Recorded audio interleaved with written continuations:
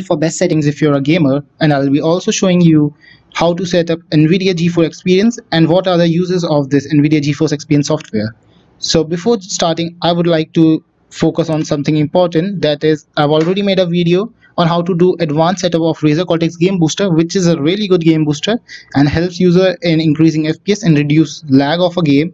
So I am assuming that if you're watching this video, then you are most probably a gamer. Then please do watch this video. In this video, I've shown you how to download this game booster and how to do its advanced setup. It will surely help you in reducing lag and increasing FPS of your gaming. So now without any further ado, let's get started with this video. Just right click on your desktop, go to Nvidia control panel. If you're not having this option, then in some rare cases, Nvidia control panel is not downloaded by default. And if this is the case with you, just go to your Windows store and search for Nvidia control panel and get it from here for free. So once you have downloaded it, now just right click on your PC desktop and go to Nvidia control panel. I've already opened it in the background, and here go to adjust image settings with preview. Here use the advanced 3D image settings because we don't want the application to decide our graphic settings. Neither we want to prefer on emphasizing on quality or performance. We just want to change every setting one by one.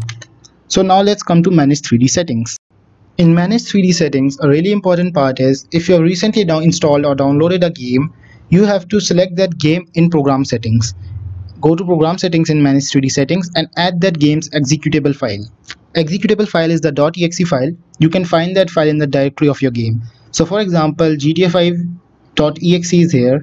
So if you want to play GTA 5, you have recently installed this game on your PC, just select its games directory and go to GTA5.exe. Select that file, .executable file, and add it to this program settings. And here the important part is, by default it is on use global settings, auto select Nvidia GPU, but here select high performance Nvidia processor, because some games by default do not use your Nvidia processor for gaming by default. But sometimes they use your integrated graphics card if you are having multiple graphic cards integrated and dedicated. And if your game is using your integrated graphic cards, it will surely degrade your gaming performance. So it is a really important part. If you recently downloaded or installed a game, make sure you do this step.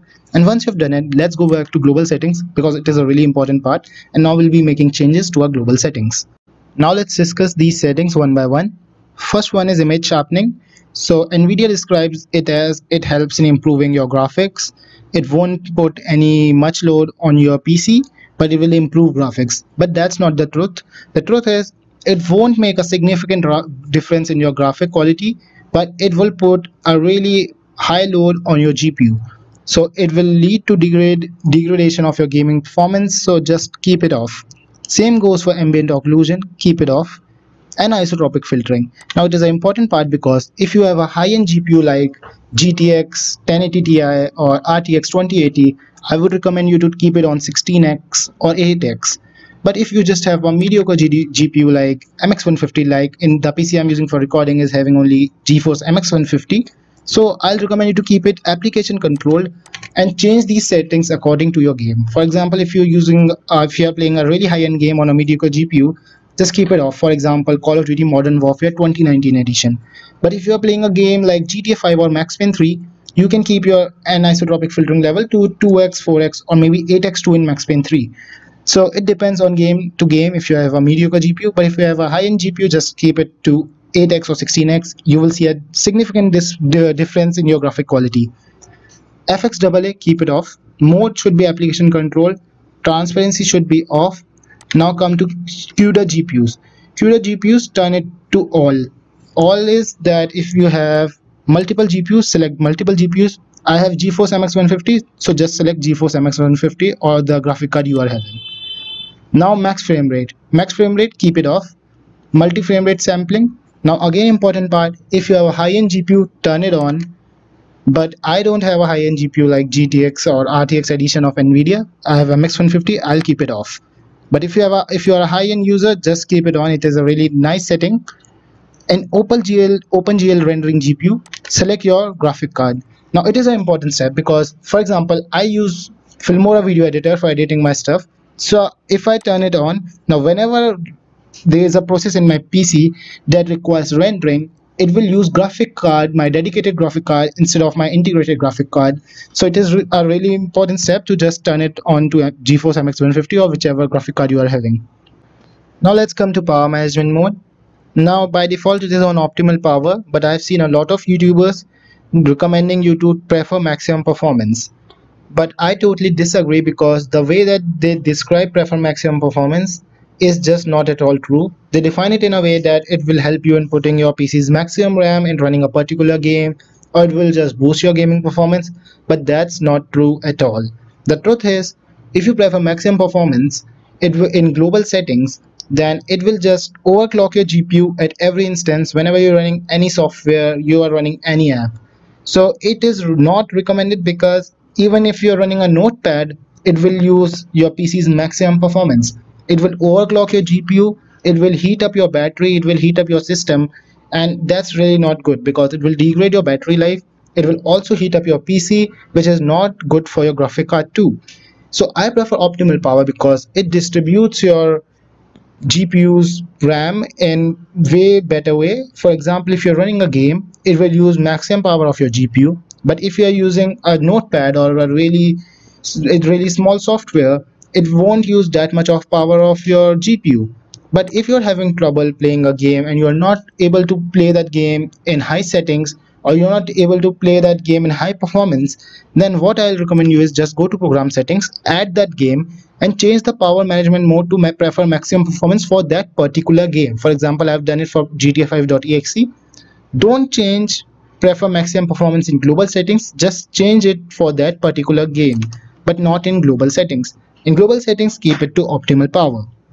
Now let's move down to shader cache.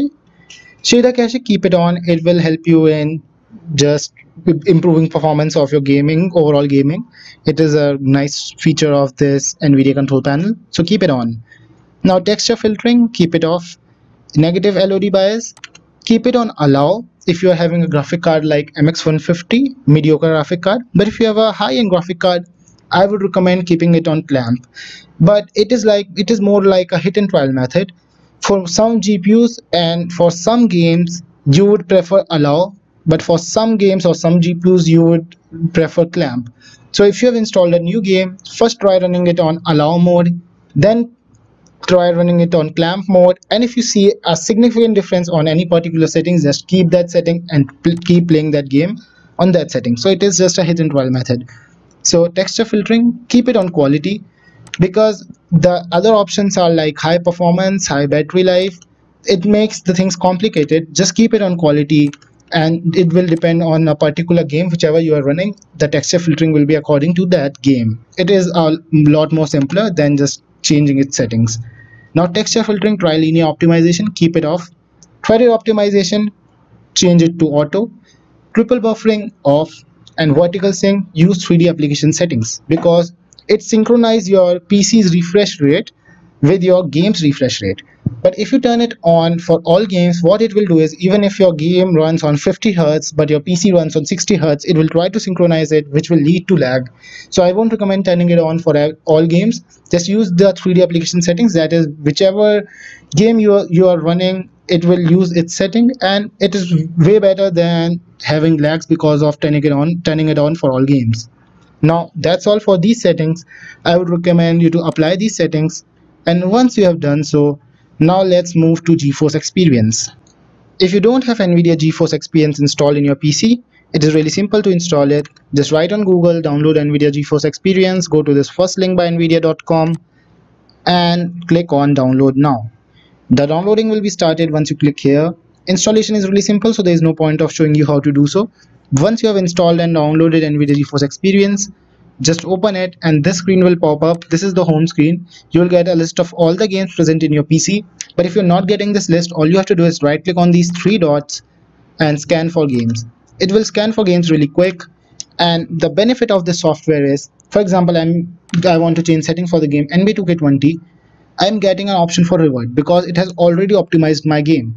But if I'm using the game Need for Speed Payback, I have the option to optimize it. If once I click on optimize settings, what it will do is, it has all the information about my GPU, it has all the information about the game. Now it will try to run the game in maximum performance and keeping the frame rates really high too. So these, using this software, you can use the optimal settings for a particular game. So I've changed it to optimal settings for the game NBA 2K20. As you can see, there's a tick using optimal settings, and here are the settings what this software is using and recommending for this particular game. So it is a really nice software. But if you want to optimize all of your games in just one click, click on these three dots again and optimize all games. It will optimize all your games in single click. Try running your games and you will see a significant difference.